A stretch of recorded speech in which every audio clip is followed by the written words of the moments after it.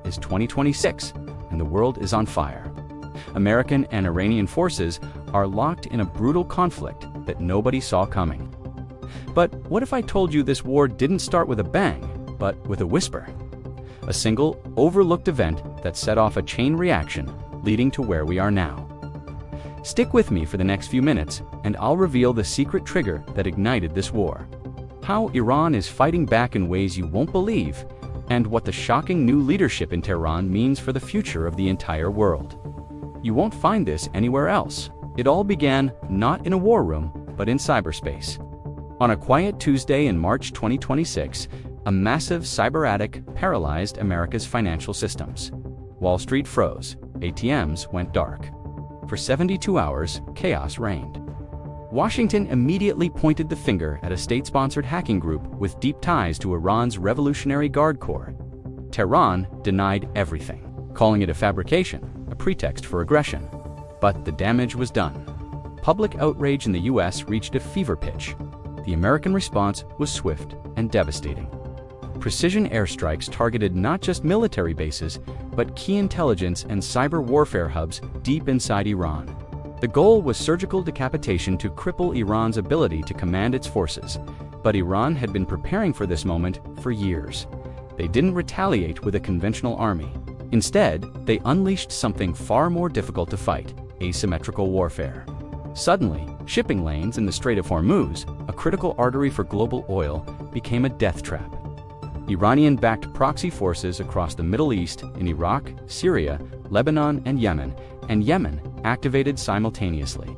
They launched drone and missile attacks on US bases and allied infrastructure. It was a multi-front shadow war, designed to bleed American resources and political will. The battlefield wasn't a clear line in the sand, it was everywhere. The global economy shuddered as oil prices skyrocketed, threatening a worldwide recession. Back in Tehran, the initial US strikes had an unintended consequence. Instead of breaking the regime, it shattered it. Amid the chaos, a power vacuum emerged. The hardliners who advocated for the war were discredited. A surprising coalition of younger, more pragmatic military officers and technocrats saw their chance. They staged a swift internal coup, ousting the old guard. This new leadership is a total wild card. They didn't start the war, but now they have to finish it.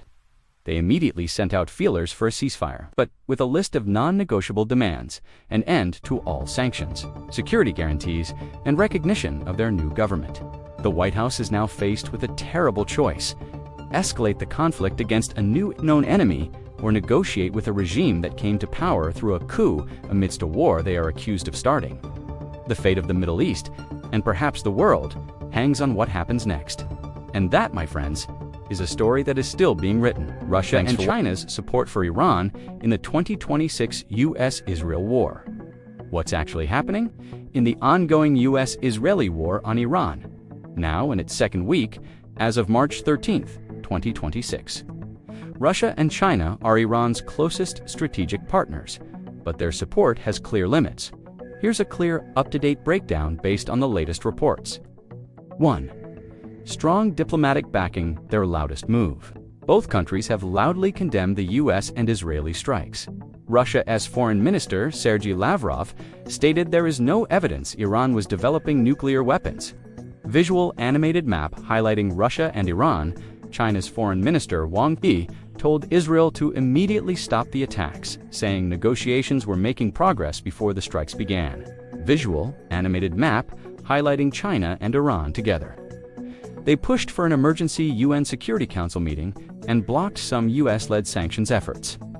They framed the war as US aggression and call for respect of Iran's sovereignty.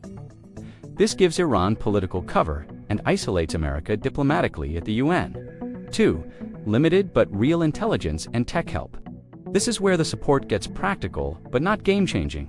Russia, US intelligence confirms. Russia is actively sharing satellite data and real-time intelligence on the location and movement of US troops, ships, and aircraft in the Middle East. Visual animated map showing troopship and aircraft movement in the Middle East. This helps Iran target American forces more accurately. Russia has denied this to President Trump, but multiple sources say it's happening. Russia is doing more than China on the battlefield side right now.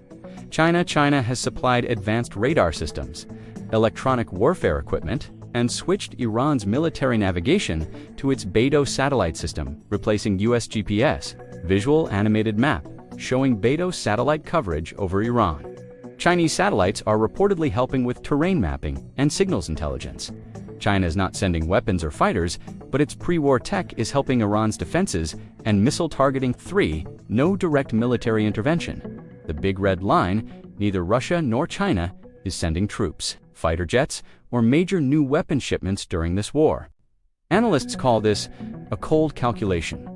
Russia is focused on Ukraine and docility. Want to fight the US directly or lose Gulf Arab customers? Visual animated map showing Russia's focus on Ukraine. China has hundreds of thousands of citizens and massive trade interests across the region. Direct involvement would risk huge economic damage. 4. Economic lifeline: China's real strength. China remains Iran's #1 buyer of oil, even under sanctions. This keeps money flowing into Tehran's war chest. Russia can't match this economic power. Visual animated map showing oil trade routes between China and Iran. 5. Why Iran feels isolated despite the help. An Iranian advisor to the late supreme leader recently said Russia and China will be among the winners of this war because the conflict weakens the US. But on the ground, many Iranian officials privately admit the support is not enough to stop the US-Israeli campaign. Missile factories are still being hit, the Navy is crippled, and the new supreme leader Mojtaba Khamenei is fighting mostly with Iran's own remaining stockpile.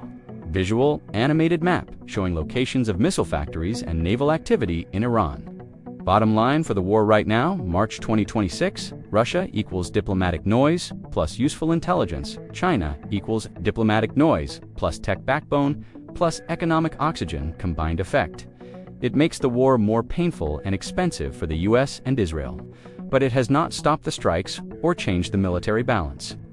Both powers are playing the long game, keeping Iran alive as a partner without risking direct war with America.